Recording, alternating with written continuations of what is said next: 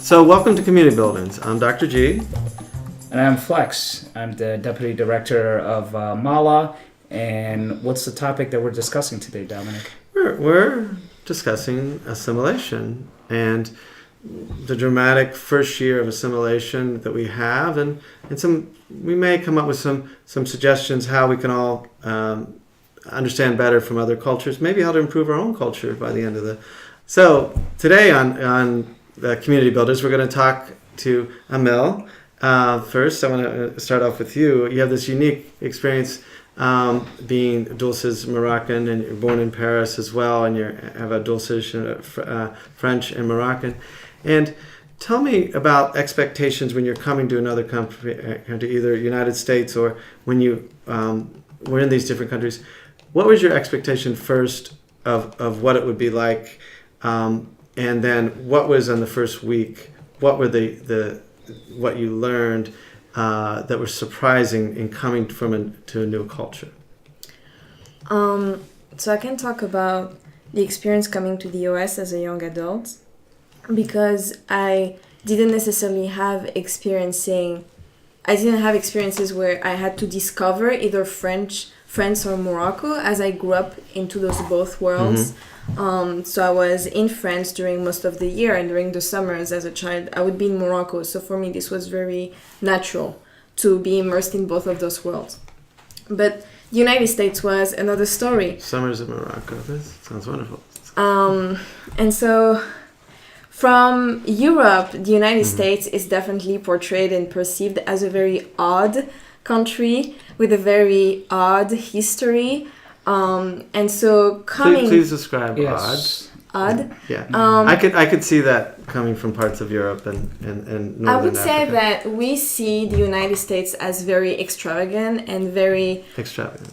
Okay, sure. Very characteristical of extremes. There is no balance. Everything is anchored into extreme poles. I can totally see how you say that. I've used that same analogy. We are a country of extremes, from physical, emotional, wealth extremes, all kinds of extremes. I would totally agree with that statement. Yes. Yeah. And so coming here, I obviously had a few preconceptions of the country, and I came from another Western country, so I didn't necessarily have the different portrayal, the fantasy portrayals that we can have about the US when we grow up in a developing country.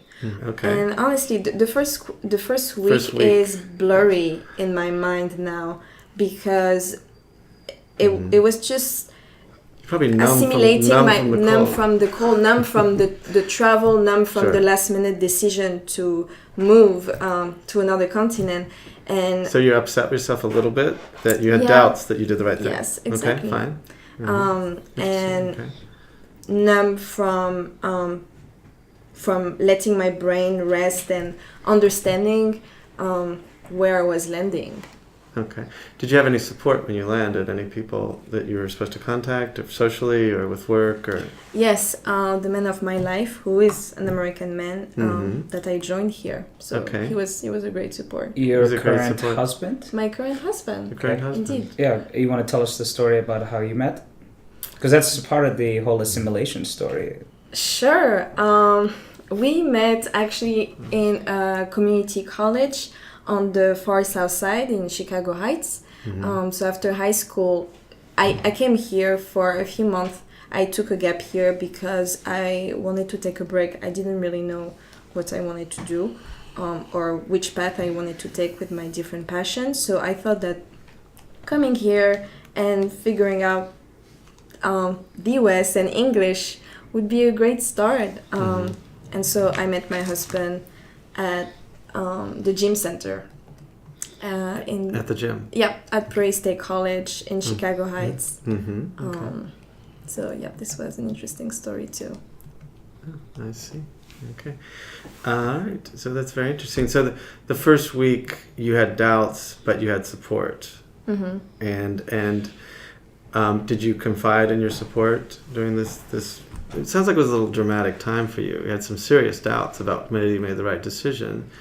And did your support, did he help you out with, and maybe, I don't know if you remember everything, but what made you get to week 2 and week month, and was there anything that helped you during that period, that first week?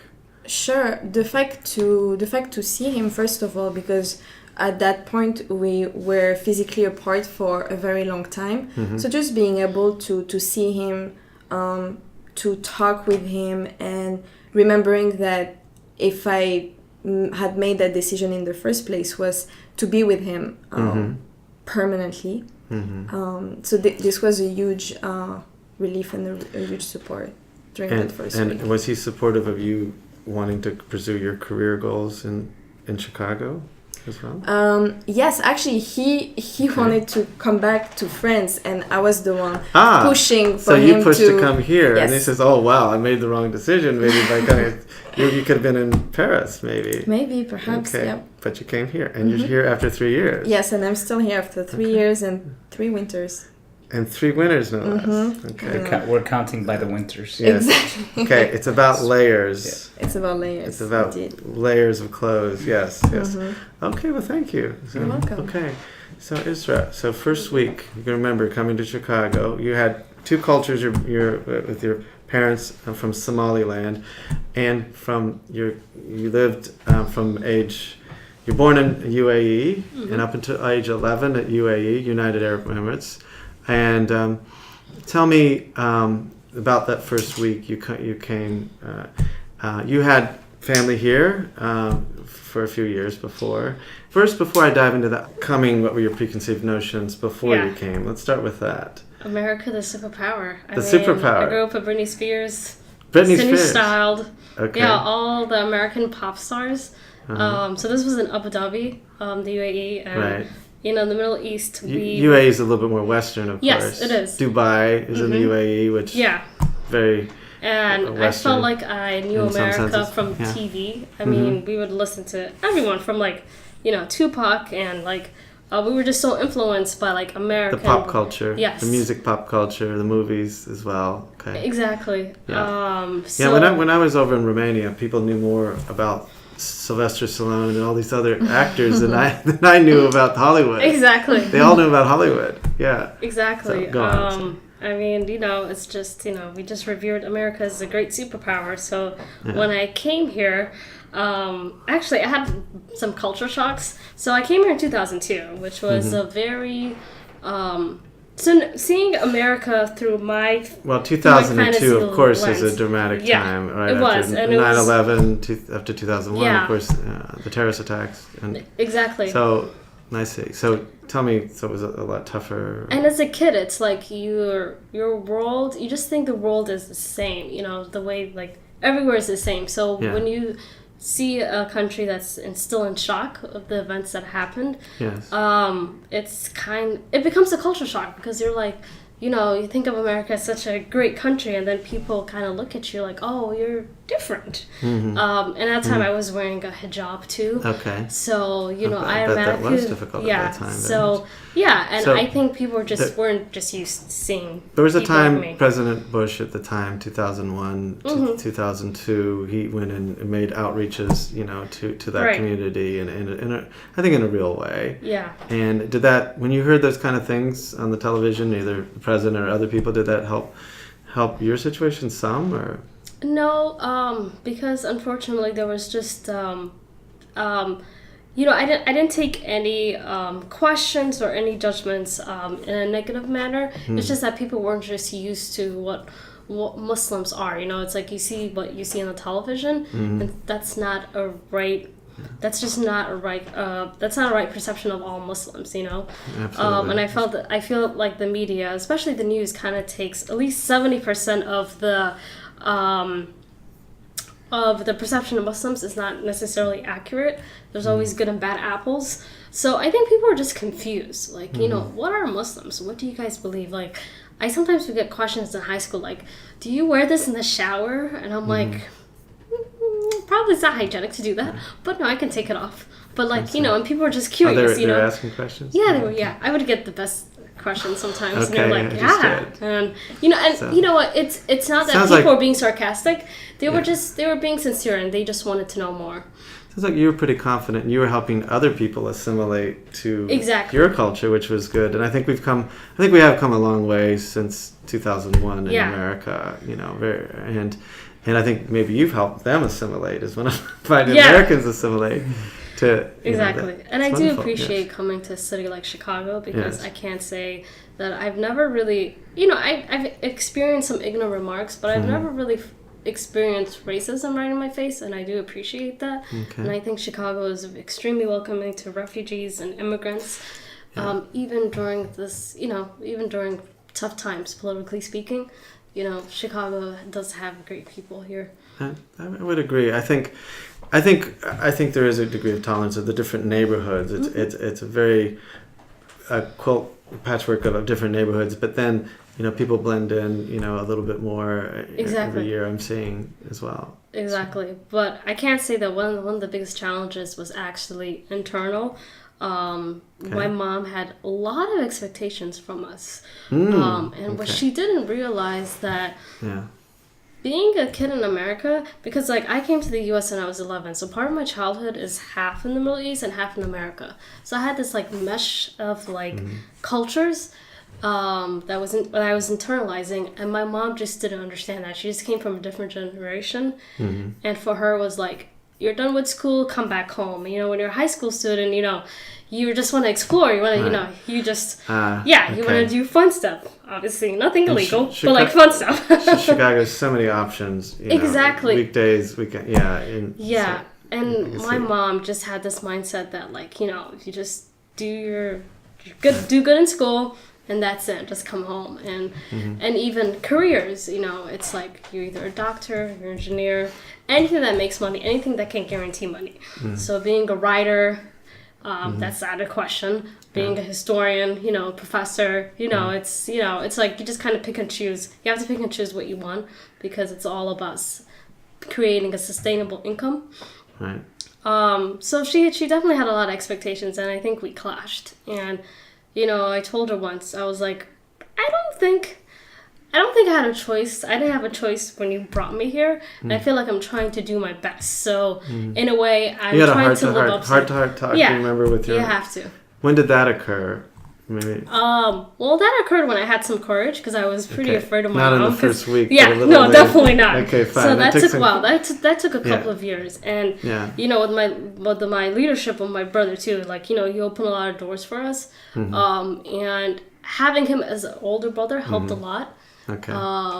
Because culturally speaking, when you have your older sibling has a lot of say in the family, and when it's a man, they have a lot of power, Okay.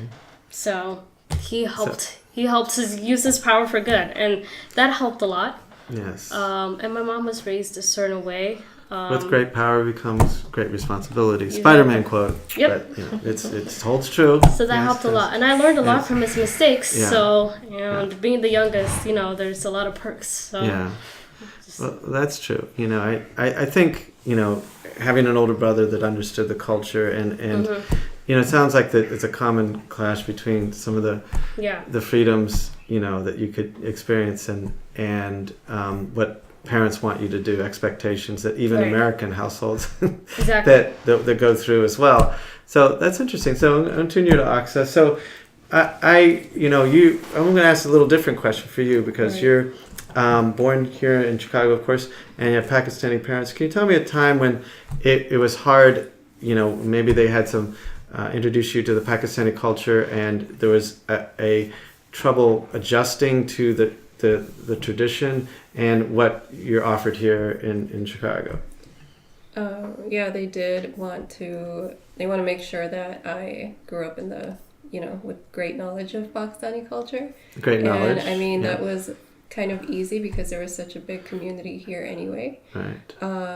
Yeah, the kind of the stereotypical thing is that my big fat Greek wedding. You ever see that movie? Like he loved Greece, and the father was totally about everything Greek. Oh, the Greeks invented this, and the Greeks did it. Yeah. Did you have a similar experience? Very similar. I love that movie, and I relate. Oh yeah, it's a great movie. It's about the clash of cultures. Yes, exactly as well. So go on. So what was the moment? The dramatic Pakistani is noted for this. Well, like she was saying, she has an older brother, luckily, who was always, there for her and open doors. I was that older sibling. You were the older sibling. You were the trailblazer. You were the trailblazer. I was a trial and error child, so they were very strict on me. Had me go to private schools, after school programs, and once I was out of the private schools and into the public schools, they were, very, protective and, making sure that I don't assimilate too much. They didn't want that at all because they to didn't them want that you was to negative. assimilate in what way? There's Explain that a little bit more. They didn't want me to be Americanized, and to them it's a slur if you're too Americanized. Your parents didn't want you to be too American. It's a negative thing. Yes. What was the negative aspect they thought about? And please elaborate on that. What aspect of American values or culture, materialism, or what was it? I think it had to do with materialism. Materialism, had to do with, the way, what they thought was the opposite of their values. So, not holding family too closely, or the way you dress might be something that they were afraid of, or any form of provocative dress, or even any form of individualism was they were afraid of. Well, let's look at that one a little closer. Individualism. So, the Pakistani culture. Please explain a little bit more. Are there expectations as far as where you are in society and what you're expected to do, I guess? And in the Indian culture, there's different levels and et cetera. And can you explain that a little bit more? Can you explain your question? I didn't understand. Okay, that's okay. That's good. What I'm saying is that, there's a certain hierarchy in maybe different cultures too. Okay. I don't know if it has to do with that or not, or individualism, meaning that you want to go out on your own, and there's certain traditions that what are those traditions they want maybe that you want to uphold, you were supposed to uphold. Not exactly. I think theirs was more, in their mind, was more religious. What they would say is religious, but then sure. When it comes to their idea of culture and what Pakistani kids and the youngsters are now, they they will value individualism. They'll value forward thinking and kind of breaking free from what their parents were pushing them into as well. So it's not just kids in America or younger people in America, younger immigrants in America. It's also, I think, in that country itself is not American values, but individualism. Well, I know what you mean by individualism, and what I understand is you see this boldness in all the young adolescents in the movies too, and they're going out and we encourage this boldness in America. Right. A lot more than other countries, I would say, in general.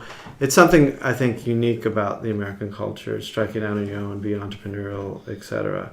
And when you do that, maybe you're going to have, there's a worry that you're going to be too materialistic, perhaps, on your, with that kind of emphasis, perhaps. Right. But that you're right. I think that it definitely is something more part of the American culture, the individualism that you have, and I see.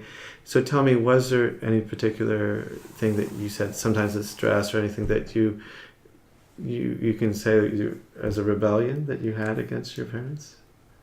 We wouldn't see it as rebellion, but they definitely did. They did? So if you just were developing yourself and furthering yourself and advancing in your life, but they thought that was a rebellion. If something was in trend and we wanted to wear it, there was always a fight at home. There was always a fight. But who and how did the fight go? They would win most of the time, but then we would kind of still try to push boundaries. Push boundaries. Yeah. did you ever dress the way you want and go out I the think we back did door? Or it no? very, very slowly. We Okay. introduced little things that they were Introduce. just like, okay. So that's interesting. Anything else that so the individualism is something that you did in phases, and your younger siblings followed suit as well. Oh my gosh, they had a free pass. There were so many. It was kind of like a water slide that they just. Oh, so you Yeah. took the brunt. You took the brunt of it, Oh my god. of the yeah. conflict in your Mhm. family. I Yeah. see. Oh, that's admirable. If you say so. Yeah. So Yeah. in your case, you're Italian, though, Mhm. right? Right. So you don't qualify for the whole individualism thing because you're Italian.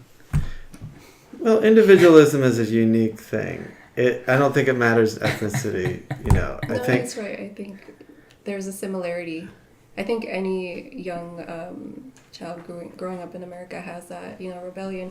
You kind of rebellion it too. and it happens in America. I Yeah. mean, so Culture. I'm speaking about the Italian culture and Yeah. how family, is important. well, family's important, just yeah. like I believe a lot of ethnic groups, of course, and but I think individualism is something that a lot of adolescents go through some rebellion. Sure. And then they learn later, maybe in college and a little bit, their parents were kind of right about some things. Mhm. Maybe they went too far. Yeah. But it's a normal part of development, I think, Self-discovery. self-discovery. And I did it with, I wanted to be independent. And I remember trying to go out later at night and trying to pushing the boundaries, to stay out later. You couldn't do any of that. I had to be in a certain, and I remember being upset and saying something angrily to my mother, like when I was about 18, right before I'm going to college. He says, and I slammed the door and I said, and I come back in and kind of realize, he goes, when you leave, you go to college, no one's going to, really care if you leave or come or go. You're going to think about that. And she was right. Mm-hmm. She said, because I had such family support I took for granted. And that family was, I had a, very supportive brothers that helped mentor me, and very vivacious growing up, four brothers and my parents, and engaging conversations. And then it was all gone. All of a sudden I was all by myself, and in a single dorm room in college, But I remember that rebellion, and it says, my mother says, when you got that, nobody's going to care. And then about 6 weeks into college, I realized I'm all here alone. She was right. She was right. I got to find my own support, which I did. And so very interesting. So, and what advice would you give to someone else coming from another country and going through the first period? What advice would you give to them, what you know right now? I'm an entrepreneur, so Yeah. I would being an entrepreneur is being a survivor Okay. and being always in a state of survival. Yes. Being an immigrant is very similar to that. Okay. So my first advice would be to take it step by step Okay. and day after day. Every day is a victory in itself, Okay. whether it's Okay. setting up the house or looking for a job or figuring out the train system or Okay. figuring out how to get a driver's license or just meeting your neighbor. These Mhm. are small victories that happen each day and Mhm. that really build your surroundings and Your start community. to build We're your about community and your building. You're on the your community nest. building. Exactly. Right. So look for small wins instead of just focusing on the Well, big ones. I think one thing you said about communication too, about your neighbor. If you think your neighbor says hi and you don't say hi, think about that. Like what your neighbor's saying or waves and you don't wave, your neighbors are saying, even if you do the smallest things, is what I'm saying. You just say hi and something you think is trite about the weather, which is not trite in Chicago. It's dramatic. I used to not talk about the weather, thinking, the weather, that's a topic that is trite. It's not it's dramatic because you can't not think about the weather in Chicago. But anyway, it's going to snow, it's going to be whatever you say to your neighbor. It's called keeping the channel open. In your community building, that you're keeping that open. You're affirming, hey, you're my neighbor. I'm going to say hi to you. And that neighbor might help you when you have that burglar conversation. Exactly. And so, Am I allowed to curse on YouTube? Yeah. All right, so in Chicago we call it shooting the shit. Shooting the shit. Okay, there we go. I think we didn't get bleeped. Did we get bleeped? We can arrange it. So, it's okay. So, yeah, you got to keep the channel open, keep the dialogue open with your neighbor in small steps, and to build little communities to your neighbor community, to your office community, to your friend community, your professional community. It's about little steps. So you say celebrate the little steps is what you're saying. Exactly. Okay. Be aware of them and celebrate them. And another thing which I think is really important that I didn't do, yes, and I suffered from it, is that I didn't update my family back home and my friends on actually how homesick I was. Yes. I'm the eldest in my family too. So when I make a decision, when I lead the way, I don't like to show my own doubts to my family. And you said, and so they thought, oh, you're just. She got it. Yeah. They thought you were I got doing it. Great. You thought and I you're didn't awesome. You're doing get it at all. Right. That's shooting the shit. So this is a new segment Sure. that we can introduce Fine. to the podcast. Is Urban Dictionary.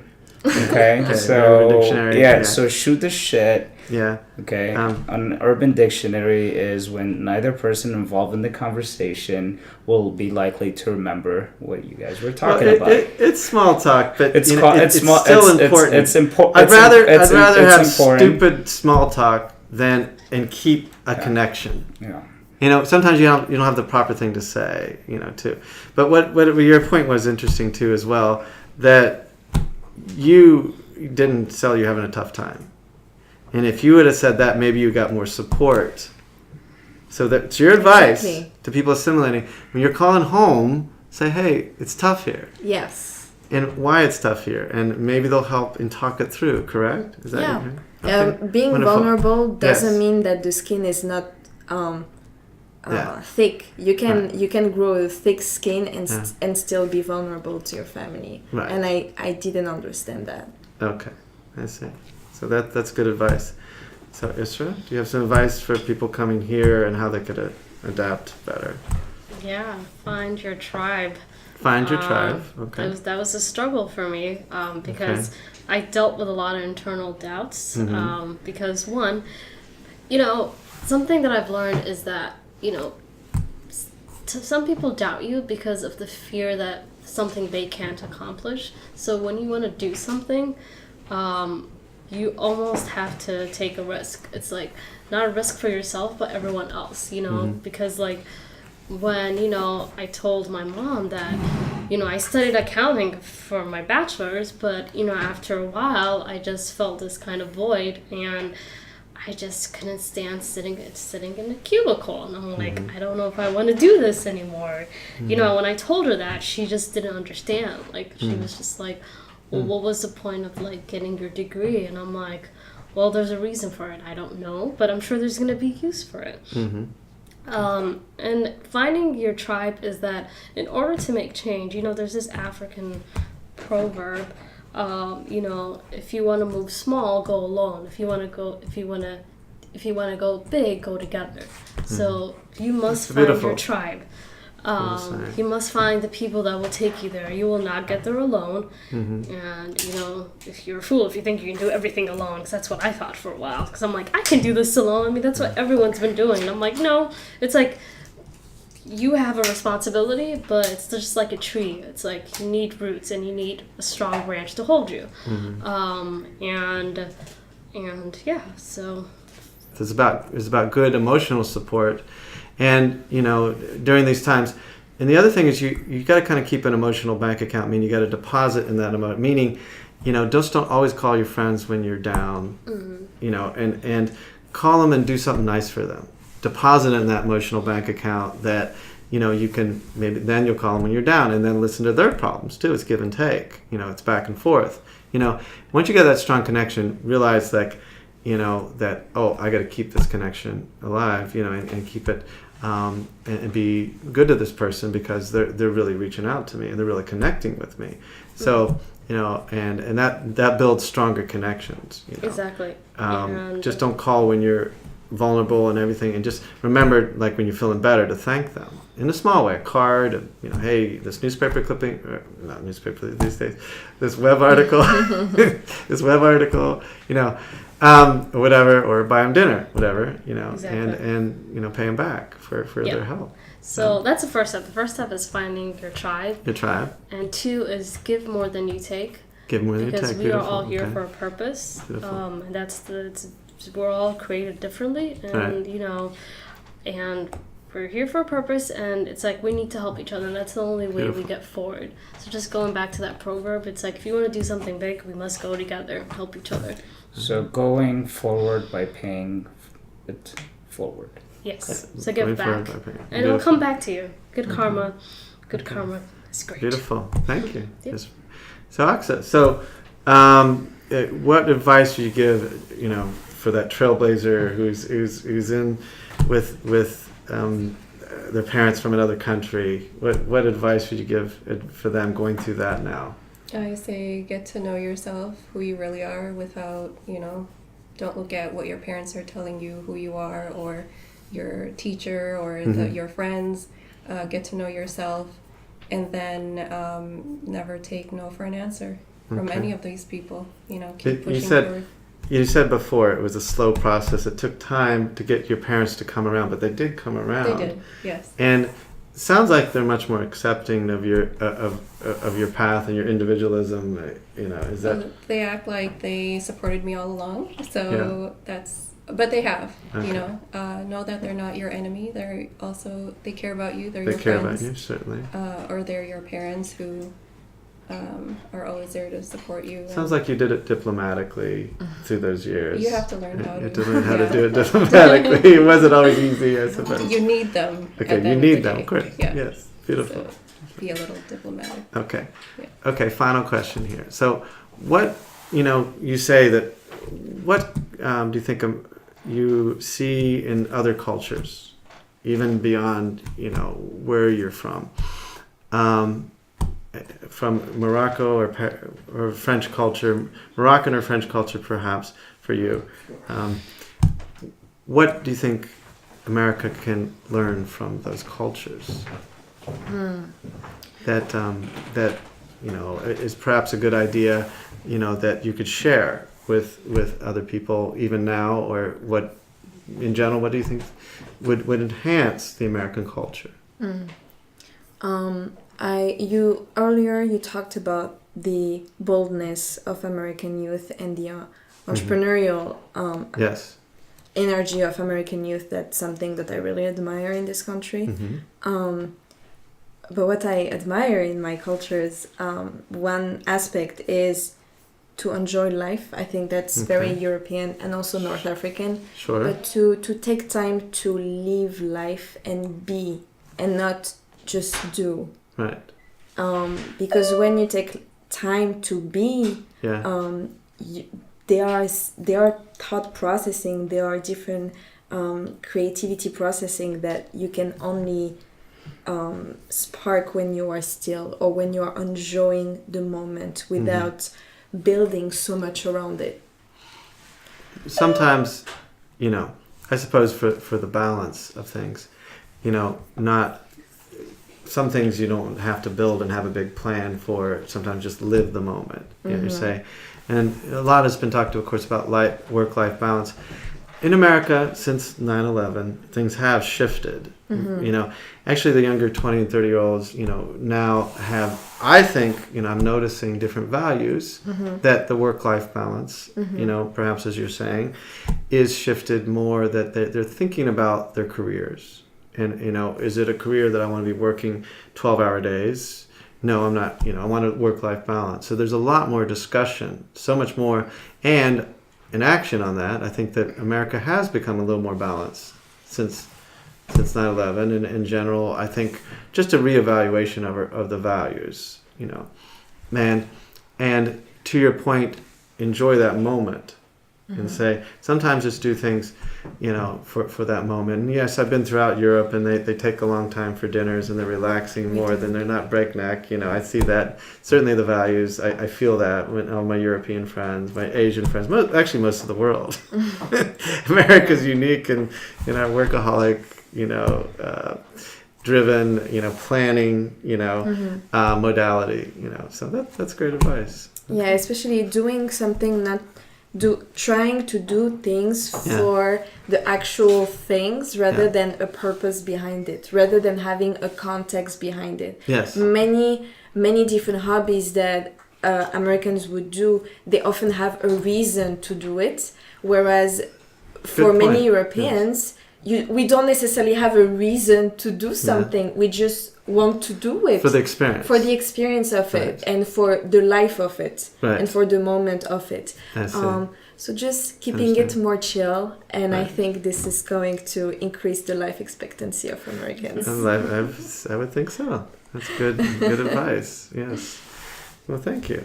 You're welcome. Esther, you have advice? So just to piggyback from ML, the idea of living in an individualistic society versus a community society. So while I admire and love being independent, and a lot of it stems from living in America, there's just sort of independence that you get because it's just part of our values.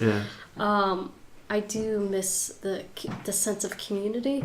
So I remember I was talking to Aksa, and we were talking about Indian weddings, for example, where or South Asian weddings in general, where it's they'll have events where they bring in family. So it's not just the wedding, it's a celebration of two families coming together. It's more than just two people, so it feels like a community. And another example is my mom, and she was diagnosed with pneumonia. I was so surprised at how much the Somali community were there for her. I mean, we would literally have to turn away people. It was that bad. Where it's we just had to say thank you. You're so thoughtful, and they just kept on bringing gifts. And it's really the thought that matters. We don't care about the material stuff, but the fact that people would literally leave work, and some of these people have kids. Some of these people just arrived to the country, and they just heard there's a Somali woman, there's a sister who's in the hospital. We have to go visit her, and it was just. And they're strangers. Yeah, and some of these, my mom, one thing she tries to do is she tries to keep in touch with everyone in her community. Sure. So whenever someone needs something, she's always the first one to give. So she's the give and take. Yeah. She should have given that lecture here. The give and take, Yeah, so she's instilled that in all of us at a very young age, and it's part of one of the core Islamic principles is to be as charitable as you can possibly can. But it's nice to have that sense of community. But I think a balance is great. But sometimes you can feel lonely, and it's kind of nice to know that there's a community of people. I see. Okay. Well, thank you.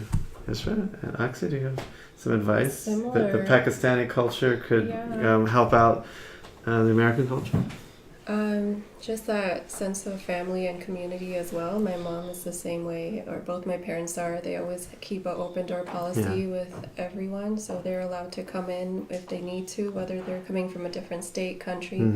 My parents not only let them in, but they'll cook for them, take them around. There was a woman who lost her husband, and she was going through a lot, and my mom she got the whole community together to help her out, and will continue to do that, help people that secretly give her money to put aside for that woman, so that her and her family are good. So that's what she taught us, give more than you receive, like Isra was saying.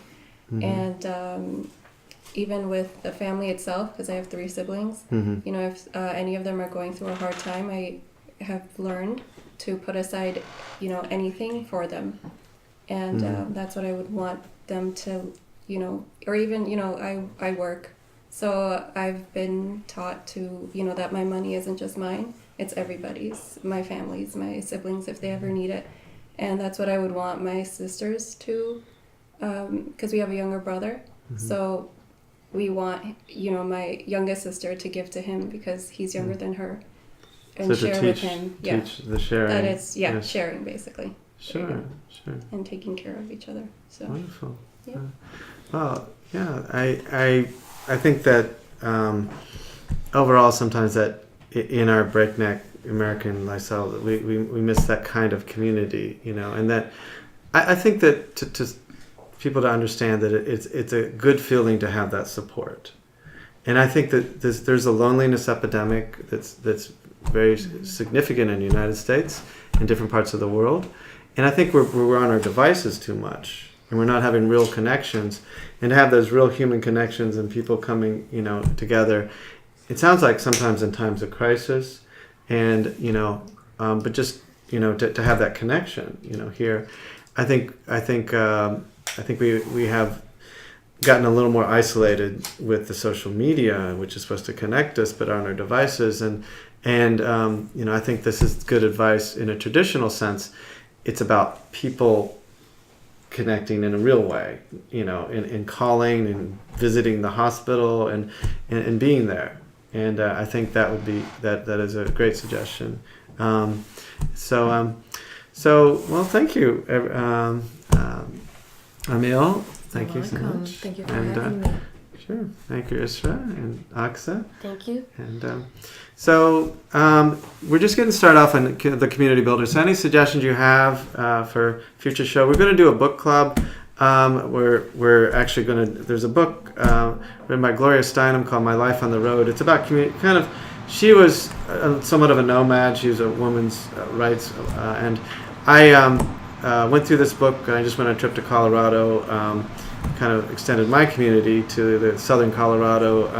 I wanted to do some retreats there, and a friend of a friend introduced us all around, and we went to a ranch down there. And so I was listening to this book on Audible and reading it on the Kindle on the way over. So that's going to be our book next time, Gloria Steinem, My Life on the Road.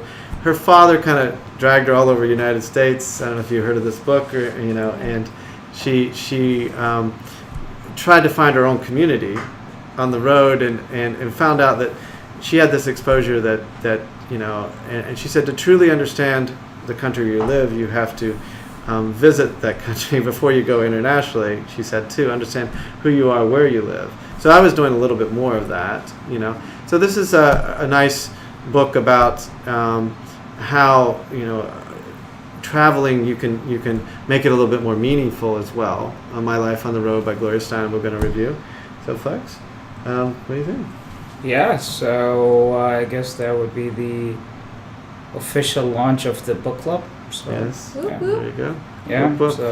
so You guys got your reading yeah. assignments here. So. Yeah, and then one thing that's very interesting is we talked about community building, talked about the concept of sharing.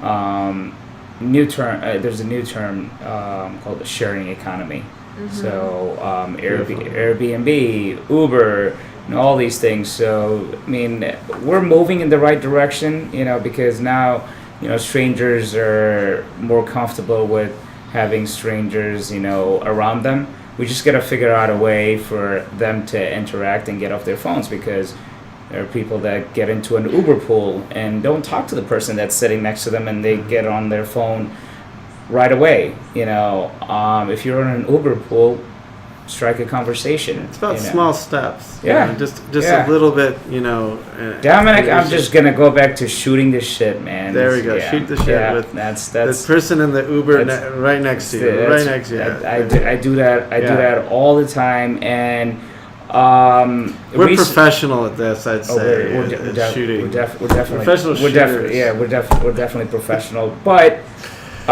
look this up on YouTube. There's a clip out there on Stephen Colbert at a late night show on CBS, bringing in different guests to interview him. So basically flip the script.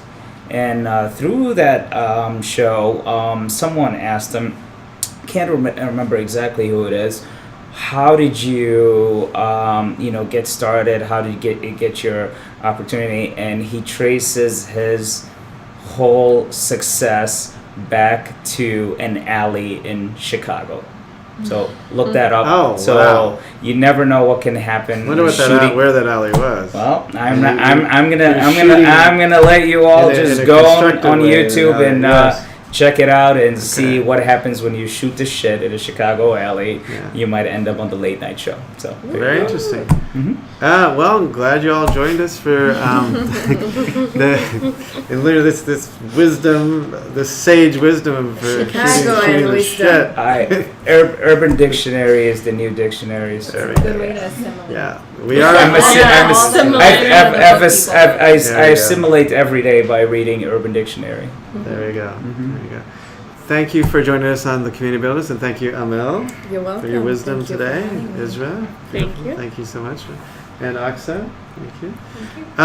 So we're just getting started here, and we want to build communities to connect people up, and so you can check out our websites here, malanational.org or well.com. That's my website. It's kind of corny like that. Well with one L, 9 letters. WLWLWL.com for more information, and we'll see you next time. Comment down below. Please subscribe. Subscribe. Right.